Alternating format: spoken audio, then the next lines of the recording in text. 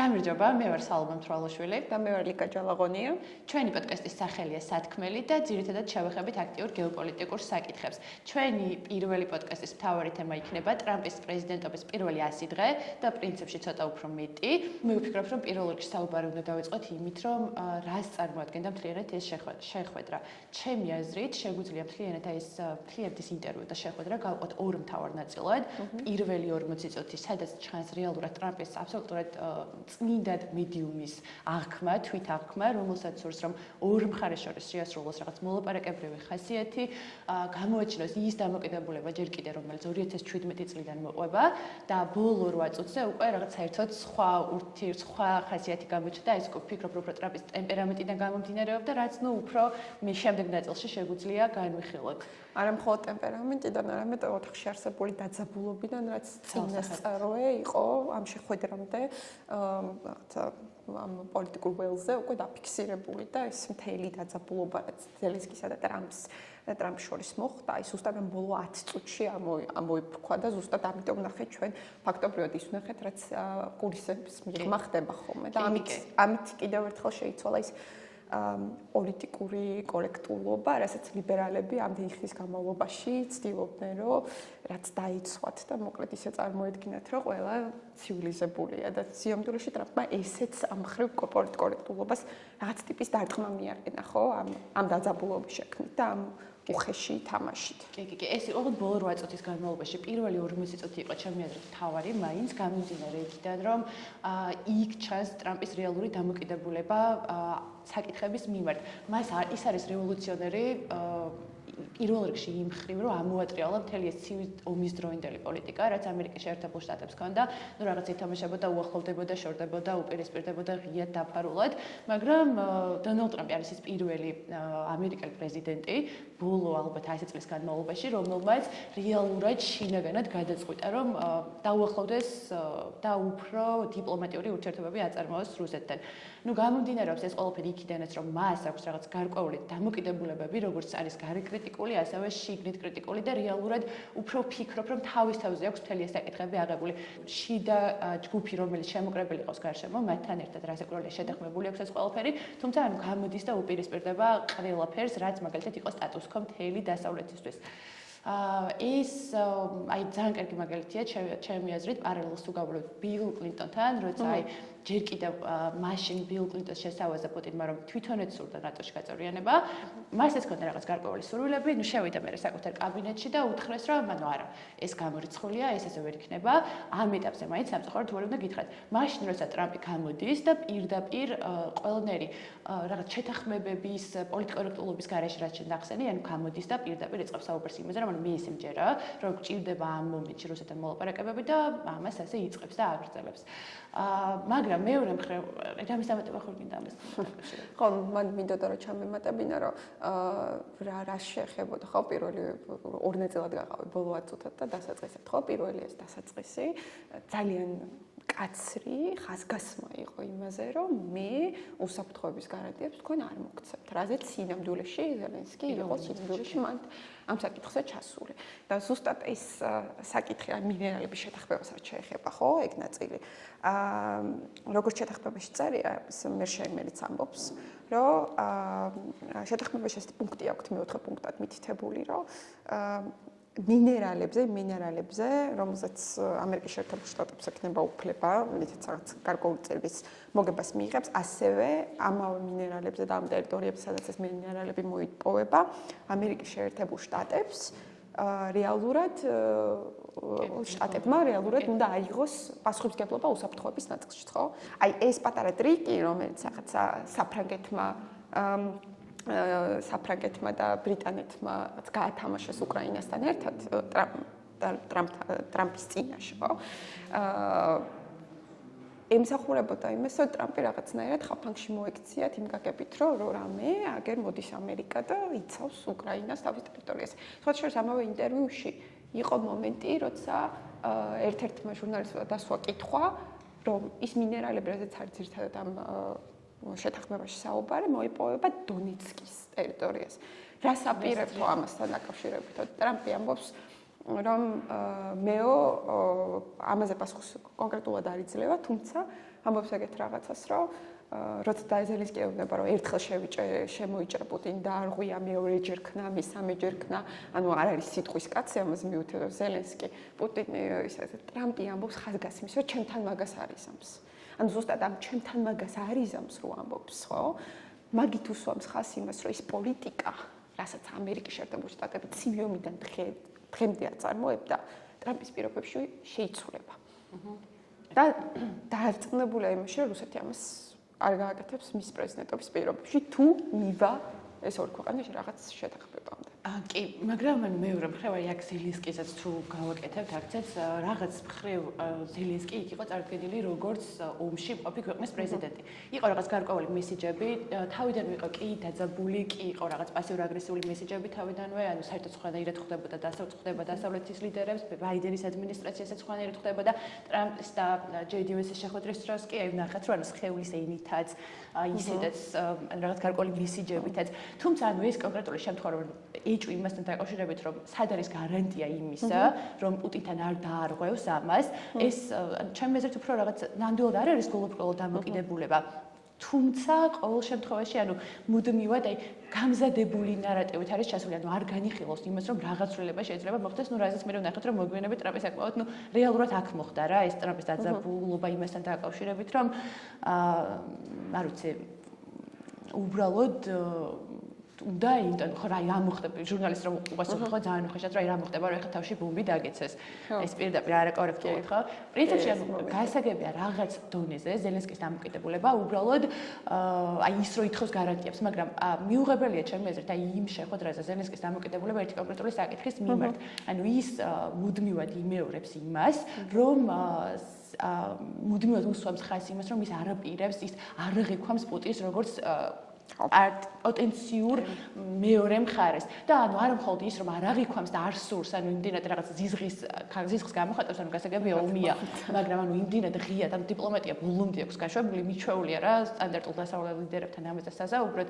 რომ ანუ აი აქედან არ გამოდის და უფრო მეტი რა მოითხოვს პირდაპირ ჯეი დი ვენსისგანაც და ტრამპისგანაც რომ მათაც ასე ვთქვათ ეს ზიზღის ენა გამოიყენონ რაც რეალურად ტრამპს აქვს საკმაოდ ისეთი ლოგიკური პასუხი რომ თუ მე დავიწყებ პუტინის ლანძღვას აუცილებლად გამიჭირდება მასთან ერთად მოლაპარაკებების მაგიდასთან დაждდომა ხო რასაკურველია და ანუ აი ამ შემთხვევაში მთელი ეს პირველი 40 წუთი ფაქტია რომ პირადი სიმპათიები უფრო მეტად აქვს პუტინის მიმართ ვიდრე ზელენსკის მიმართ მაგრამ პირველი 40 წუთი ეს არ ჩანს სტილობს მედიუმის როლის შედარება მაგნატილში ცოტა არ იყო შეგედავე ტრამპი ცოტა არ იყო საკ ობიექტური ტიპის როლს თამაშობს თვითონაც ამბობს რომ მე ბიზნესის კაცი ვარ ანუ ეს არის ძალიან მნიშვნელოვანი ზელენსკის გამოსვლასთან დაკავშირებით იმიტომ რომ ზელენსკი ადრე იყო სხვა ბატონს მიჩვეული სხვა დღის სტრესს იყო მიჩვეული იმას იყო მიჩვეული რომ ეს მთლიანი შეხვედრა ზოგადად ნებისმიერი შეხვედრა რასაც ის ადრე მართავდა ხოლმე იყო ყოველთვის მედიისთვის განკუთვნილი ხო ლიბერალური მედიისთვის და ამ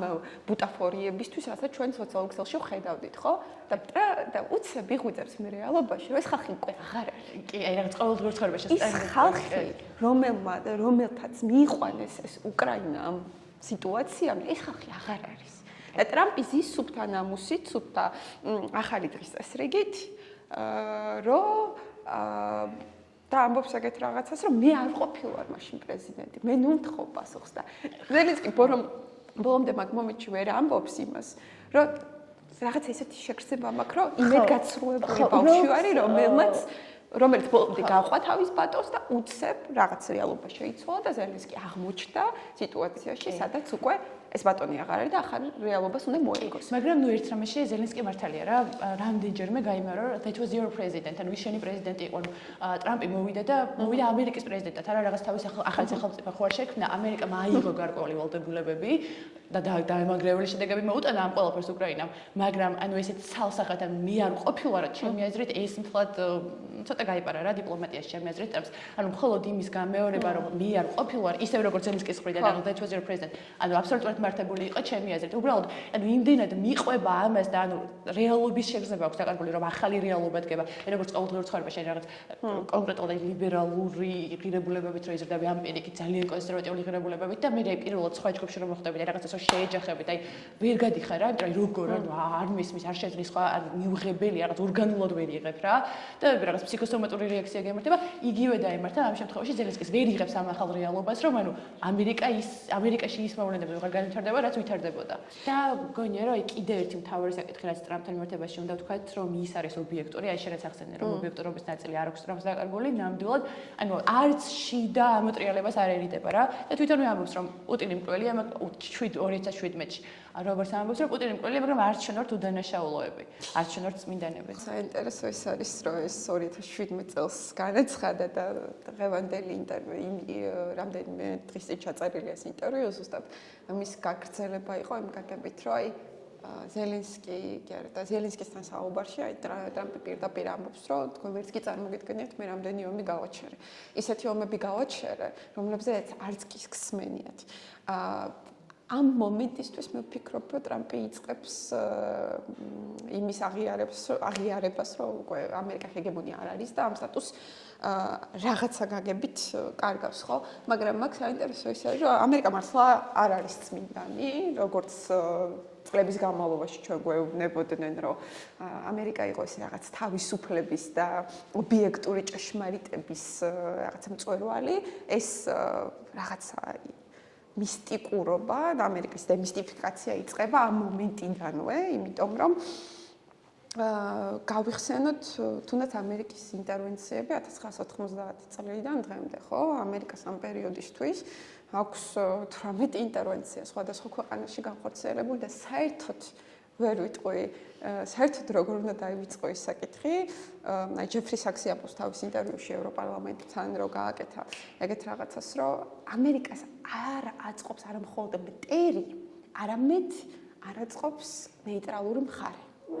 და ჩვენ ეს ვნახეთ ჩვენ მთავრობის შემთხვევაში, ხო? ჩვენ არ აგვირჩევი არანაირი მხარე, ჩვენ ამ რაღაცა დაპირისპირების ველზე, სადაც ეს დიდი სახელმწიფოები თავიანთში რაღაც გაგებით აწარმოებენ მოლაპარაკებებს და ახალი დღის წესრიგს ქმნიან, საქართველოს მოიქცა აბსოლუტურად საკუთარი ხალხის გადმოსახედიდან, საკუთარი ხალხის პოზიციიდან შეინარჩუნა აბსოლუტური ნეიტრალური დამოკიდებულება მიმდინარე მოვლენების მიმართ. და ამის გამო დღეს გვეძახიან დიქტატურას. და ეს საკითხი ზოგადად დიქტატურას რატო გვეძახიან და არა მხოლოდ ჩვენ არ ვართ ერთადერთი ქვეყანა, ვისაც ეს გაუკეთეს, ხო? მიუხედავად იმისა, რომ ამდენი წლის განმავლობაში ჩვენ პროდასავლური ღირებულებები, როგორც ძლიერული დამთავრება ამ ღირებულებებს, ყველაფერი მიდიოდა დასავლეთისკენ, ხო? მაგრამ უცებ ერთ დღეს, როდესაც ჩვენ ფაქტობრივად არ გავაკეთეთ ის, რაც ზელენსკიმ თავის ხალხს გაუკეთა, ამის გამო დავისაჯეთ, ხო? რაღაც გაგებით. და სანქციების ეწოლა დასავლეთისგან, რასაც აი თუნდაც აი შოლცის განცხადებები რა იყო, ხო? ეს ყველაფერი გვახსოვს. ნული დიპლომატია უკვე. ნული, ხო, აი ეს არის ჩემთვის აი წარმოუდგენელი, რომ როდესაც ბავშვი ვიყავი და ფიქრობდი რა ამერიკაზე როგორც ეს მშვიდობის მიწაზე, სადაც ყველა სურვილი და შენი შრომა ფასდება, ჩემი იმედგაცრუება ამერიკის მიმართ ზუსტად დაიწყო იმ მომენტიდან, როდესაც გავიგე არც ისეთი ობიექტურია რაღაც საკითხებთან მიმართები და თვითონ როცა სჭირდება აი მაგალითად არ დავივიწყოთ საუდის არაბეთში 85 ადამიანს მოკვეთეს თავი. სად იყო ამერიკა? სად იყო ამერიკა მაშინ, როდესაც ეს ადამიანები სიკვდილით დასაჯეს, ხო? ჩვენთან არც სიკვდილით დასჯა არ მიღებული, ჯერ ერთი აქედან დავიწყოთ და არც მსგავსი რაღაცა ბრუტალური მოქმედებები ჩვენთან არ ყოფილა, მაგრამ ჩვენ ვართ დიქტატურა და საუდის არაბეთი არის იგნორირებული, ხო, ამ საკითხში, ხო? და ეს ზოგადად ეს დიქტატურად გამოცხადების საკითხი ქვეყნებთან მიმართებით იწყება ჯერ კიდევ ცივი ომიდან, თუმცა რაც თავის ეპიკურ აღმასვლას პოვებს 90-იანებში, არის ძალიან კარგი რა, ძალიან საინტერესო წიგნი, არის ასეთი პოლიტოლოგი ჯინ შარპი, რომელმაც დაწერა როგორ გადავაგდოთ დიქტატურული რეჟიმები. ამაზე აქვს წიგნი დაწერილი. და ეს წიგნი საფუძვლად დაედო, ანუ 198 წესი აქვს გაწერილი ამ არააგრესიული პროტესტების. ჩვენთან რამდენი იყო? აი ჩვენთან 295. ხო და აი ჩვენთან რაც ხდებოდა, ხო რეალურად რუსთაველზე რასაც ხედავდით, აი ჯინ შარპის ეს სცენარი არის, რომელიც შემდეგ კანვასმა გადმოიღო, კანვასის დაფუძნებელმა, რომელიც ჯინ შარპს ასევე ძალიან კარგად იცნობს. და შემდგომში ის რასაც რუსთაველზე ხედავთ, იქნება ეს პომადის წასმა, იქნება ეს პოლიციელებთან მისვლა და იმის დაჭერა, ყვავილების მიტანა, იქნება ეს რაღაცა მსგავსი, აი ქალების წინ წამოწევა, რომ ქალებს მოხვდეთ და მე თქვან, რომ აი ხედავთ, როგორ ძალადობენ სუსტ არსებობს და ყველაფერი აბსოლუტურად წერია ამ წიგნში. მიყოლებით. და საინტერესოა კიდე ის არის, რომ მე მახსოვს ზუსტად ამავე წიგნის სახელწოდებით, როგორ მოვახდინოთ გადატრიალება, ჯინ შარპი თვითონ ინტერვიუში დოკუმენტური ფილმია, ბაფტას მფლობელია სხვათა შორის, არც მეტი არც ნაკლები და თვითონ ჯინ შარპს ნობელის პრემია მისცეს იმის გამო, რომ კაცმა დაწერა წიგნი გადატრიალებებს, როგორ განვახორციელოთ ჩვენ არ ქვეყნებში გადატრიალებები, ხო? აი ამ ქვეყნებში, რომლებიც ან ნეიტრალურები არიან, ან კიდე არ ემორჩილებიან პირდაპირ იმ დირექტივებს, რაც მოდიოდა დასავლეთისგან, ხო? და ჯინ შარპი თვითონვე ჩამოთვლის ქვეყნებს, სადაც ეს გადატრიალებები მოხდა. და იქ არის საქართველოს და უკრაინაც. საქართველოში იგულისხმება ვარდების რევოლუცია, უკრაინაში რა თქმა უნდა იგულისხმება მაინდანი, ხო? და ეს მომენტი კიდე ამერიკის ობიექტური, როგორც აი ტრამპმა რაც თქვა, რომ არ ჩვენ ვართ სუფთებიო. აი ზუსტად ეგ არის, რომ არც ერთი დიდი იმპერია და არც ერთი დიდი სახელმწიფო აი ბავშვურობა და ნაივურობა იმაზე ლაპარაკი, რომ არსებობს კეთილი და ბოროტი. ხშირად რასაც ჩვენი ლიბერალები, რასაც აკეთებენ არის ის, რომ საკუთარ თავს აცხადდებენ ობიექტურ ჭეშმარიტებად, ობიექტურ მორალურ რაღაც უმაღლეს წერტილად და ამ ნიშნით აბულინგებენ მათ, ვინც მათ მხარეს არ არის. მათთვის ეს დაპირისპირება, თუნდაც ამერიკასა და რა ვიცი, აი თუნდაც ტრამპსა და ლიბერალურ წესრიგს შორის არის კეთილისა და ბოროტის ბრძოლა. და ზუსტად აქ შემოდის ეგ საკითხები, რატომ არიან იმდენად დელუზიურები, რომ ტრამპს ეძახიან ქოც. ხო? აი აქ შემოდის ეს საკითხი, რომ ტრამპი არის ქოცი. ვაიმე, ბიძინა ივანიშვილი რა ჭკვიანი კაცი ყოფილა, რომ ტრამპი ჯიბეში უზის, პუტინი ჯიბეში უზის და აქ ქართულ ოცნებას მოკლედ რა ქვია, ქართული ოცნების დღის წესრიგს ატარებს, რა ვიცი, ამდენი იმპერია, ხო? და ზელენსკის ხოთაშეს Fox-თან ინტერვიუში მეორე დღეს ამბობს, რომ მე ხომ არ ჟურნალისტი ეკითხება, რომ ხომ არ გაქვთ იმის შეგრძნებაო, რომ ტრამპია უფრო პუტინის მხარეს არისო და ზელენსკი ამბობს, რომ კი, იმის შეგრძნება მაქვს, რომ პუტინის მხარეს არისო და კარგი იქნება თუ ცოტა უკრაინის მხარეს იქნებაო. კაცი მიდის მოლაპარაკებებზე, ანუ ამ ორი ადამიანის ამ ომის დასრულება უნდა უკრაინელი ხალხის სასიკეთოდ და კიდე თურმე ანუ ეს დემონიზება ძალიან ისეთი ჩვეულებრივი ამბავია. მაგალითად, ჩვენთან შეიქმნა იგივე პრობლემა, თუნდაც უახლოეს პერიოდში, ხო? აი მაგალითად, ყოველთვის ვიცოდი, რომ ჭყალებში ვიცოდი, რომ არანაირი ლოგიკა არ იყო იმაში, რატომ უნდა ყოფილიყო რაიმე თვალსაზრისით დამაზიანებელი ნატოს გაფართოება, ხო? ანუ მე რეალურად შემოდის რაღაც სხვა საკითხები, მანამდე არსებული მოლაპარაკებები, რეალური საფრთხეების გაცნობიერება. მე როგორ ჩასნობიერებ, რომ ანუ თურმე ამერიკაც იმპერია და თურმე ამერიკაც ხანდახან როცა ჭირდება არაკლებს აგრესიას. მე ხვდები, რომ უფრო დიპლომატია გჭირდება განსაკუთრებით მაშინ, როცა ჩვენაირი პატარა ქვეყანა ხარ და როცა ხმების ბედზე ხარ დამოკიდებული, ვიდრე ის რომ ცალსახად დემონიზირება მოახდინა ხან ერთის, ხან მეორესი და რეალურად გაგიჭირდეს რაღაცა ობიექტური ნაწილის შემოტანა და რომელიმე ნარატივს იმეორებდა, რაც რეალურად ანუ სწორად უნდა მოხდეს საზოგადოებამდე მიტანა. ეხლა მე მაგალითად თუ არ ვარ ისტორიკოსი, ეხლა მაგალითად თუ არ ვარ მე არ ვიცი პოლიტოლოგი, საერთოდ არ მაქვს იმის ვალდებულება, რომ ვიცოდე ეხლა მაგალითად გერმანიის კედლის დაშლამდე რა ხელშეკრულებებს მოეწერა იქ მიწის ქვეშეთში, მით უმეტეს ხელის თუ არ მოეწერა სიტყვიერი შეთანხმება მოხდა ნატოს მომავსამოვალო ექსპრესიასთან დაკავშირებით, ხო? მაგრამ ეს ყველაფერი უნდა იყოს ჩემამდე ინდონეზე მოტანილი, რომ მე მქონდეს წვდომა ყველა ტიპის რესურსზე, რომ ობიექტურობის შეგრძნება მქონდეს, რომ არ მაქვს ვალდებულება, რომ კონკრეტულად შეთანხმებები ვიცოდე. ნარატივები უნდა იყოს გამზადებული ისე, რომ რამოდენიმე ტიპის არგუმენტი ერთდროულად მოდიოდეს ჩემამდე, როგორც მოსახლეობამდე. ამაზე საუბრობს ჯეფრი საქსიც, ხო? ჯეფრი საქსი ამბობს, ჩვენ ეს ყველაფერი ვიცოდით, ხო? პოლიტოლოგებმაც იქ ყველაფერი იცოდნენ ამ ნატოს გაფართოვებასთან და ასე შემდეგ ამ ყველაფერთან დაკავშირებით, უბრალოდ მედიიდან არ მოდიოდა ხო ეს ინფორმაცია ჩვენამდე. რა ხა უკვე ყველაფერი და გასკდა და ვეღარაფერი უკვე ვეღარ იმავალება, უბრალოდ მედია, რომელიც უკვე წლებია მართულია რაღაცა ამ ორგანიზაციების მიერ, ამ ამერიკული ელიტის, რა ვიცი, უნდა deep state-ს ეძახიან ხანდახან, რა ვიცი, სხვადასხვა ტერმინოლოგიით მოიხსენიერებენ. რის თქმაც მინდა დასალმე იყო ის, რომ ჯეფრი საქსი თავის ინტერვიუში ისევ კიდევ ერთხელ ამბობს იმას, რომ ეს ყველაფერი, თუნდაც მაიდანის პერიოდში, ხო, ყველაფერი, რაც ხალხს მიეწოდებოდა მედიის მხრიდან. ვინ არის ეს მედია? რას წარმოადგენს ეს მედია? რა არის საერთოდ ეს დამოუკიდებელი მედია? რო გვეუბნებენ დამოუკიდებელ მედიას ხელი შეუწყოთ, აქ სიტყვის თავისუფლება არ არის, ასე შემდეგ. რა ორგანიზაციები დგანათ ამის უკან, ხო?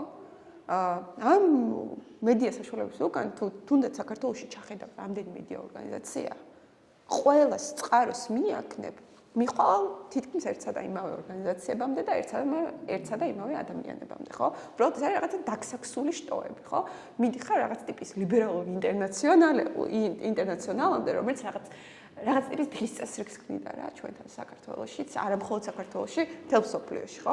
ეს პრობლემა გვაქვს. და ეს ლიბერალური ინტერნაციონალი ახლა ცოტა ისეთი დიდრული სიტყვა, მაგრამ რო დავშალოთ ვინ არიან სოროსის ფონდი, რა თქმა უნდა. და ეს NGO-ები, ეს მწვანეები და ასე შემდეგ, რომლებიც რაღაც კონკრეტულ ნარატივს აწვევიან, ხო? და ამ ლიბერალურ დღის წესრიგს ჩვენ გვახვევენ თავზე, თუნდაც იდენტობის პოლიტიკით, თუნდაც იმის თქმით, რომ რაღაც საქართველოს მთავრობა არის რაღაცა დიქტატურული. ხო, ანუ ნარატივის ქონიში ცუდი არაფერი არ არის, რეალურად ყველა ჟურნალისტს, ყველა მედიუმს აქვს თავისი ნარატივი. როგორ გამოაცხადებ, ხო, ნებისმიერ შემთხვევაში შემოდის სუბიექტურობის ფაქტორი. კონსტანტინოპოლის აღება თუ დაცემა, როგორ გამოაცხადებ შენზეა. უბრალოდ აქ არის საუბარი ობიექტურობის ნაწილზე, რომ უნდა მოხდეს ყველა პოზიციის გაშუქება, იმიტომ რომ არ არსებობს. რაზეც ვლაპარაკობთ, ხო, არ უნდა მოხდეს დემონიზირება, არც უნდა მოხდეს მეორე უკიდურესობაში ბოლომდე რაღაცის, ხო? აი ამაშია პრობლემა, რომ არ არის აი ამის შესაძლებლობა, რომ ობიექტურობა იყოს, რომ მინიმუმ წმინდეთ ინფორმაციის დონეზე მაინც მიეწოდებოდა საზოგადოებას რაღაცაები. მე რა კი ბატონო, შენი პოზიციით რაღაცებს უფრო დაასაბუთებ. და განსაკუთრებით სამყარო, რომელშიც აქამდე ცხოვრობდით და სამყარო უკვე რაღაც ერთი პოლუსი სამყარო, ხო? ერთადერთი ჰეგემონია ამერიკის შეერთებული შტატები, რომელსაც აქვს მაგდენი რესურსი, რომ ჩვენაირ ქვეყანაში ამდენი მედია და NGO დააფინანსოს და ამდენ ადამიანს აჭამოს. ეხლა შენ წარმოგიდგენია ეს ყველაფერი 30 წლის განმავლობაში, ხო? საბჭოთა კავშირის დანგრევიდან დღემდე ეს ჰეგემონია ძლიერდებოდა და პირველად მოვიდა ტრამპის სახით ადამიანი, რომელიც შიდა პოლიტიკაზე არის მეტად უფრო ორიენტირებული და პირველ რიგში ამერიკელ ხალხზე ფიქრობს, ოდესაც რაღაც გადაწყვეტილებებს იღებს, ხო? და პირველად დავდექით იმ დღის წესრიგის წინაშე, რომ ეს ყველაფერი შეიძლება მალე აღარ იყოს. ის კი არა, უკვე იწყება ჰეგემონიის ჩამოშლის პროცესი და სხვათა შორის ეს ჰეგემონიის ჩამოშლის პროცესი ჯერ კიდევ 2003 წელს დაიწყო პირველი ბრიქსის სამიტით, რომელსაც უკვე რამდენი ხანი ამერიკის შეერთებული შტატები არ აღიარებდა და უკვე აღიარებს, ხო? ანუ გაჩნდნენ სხვა დიდი მოთამაშეები ველზე, რაც ალბათ ჩვენარ ქვეყნებს განსაკუთრებით რაღაცა ტიპის თავისუფლებას არ ვიტყოდი რა, რაღაცა ტიპის სივრცეს უქადის, რომ არ ვიყოთ რაღაც ერთ კონკრეტულ ძალაზე დამოკიდებული, ხო? პირველად ისტორიაში, საქართველოს დამოუკიდებლობის ისტორიაში, პირველად გვიჩნდება ჩვენარ ქვეყნებს განსაკუთრებით და ჩვენ პირველ რიგში ისეთი სივრცე, სადაც ვისაუბროთ მართლა სუვერენიტეტზე, ხო? და არა ქაღალდზე დაწერილ სუვერენიტეტზე, რომელსაც ამდენი ხნის განმავლობაში მიუყვებოდით და ამდენი ხნის განმავლობაში გვჯეროდა, რომ რაღაცა სამყარო მარტო ერთი კუთხით იყო მოწყობილი. და რაღაცა ტიპის ამოსუნთქვის საშუალება მოგვეცეს ამ ყველაფრით, ხო? ლიკა, მე მგონი მორჩით ხო ვისაუბროთ ყველაფერზე, რაზეც პირველ პოდკასტში გვინდა და საუბარი. მეგობრებო, ძალიან დიდი მადლობა ყურადღებისთვის. გამიჩნდება ქვემოთ ლინკები, სადაც შეგიძლიათ გადმოხვიდეთ და გამოიწეროთ ჩვენი არხები. მომავალ შეხვედრამდე.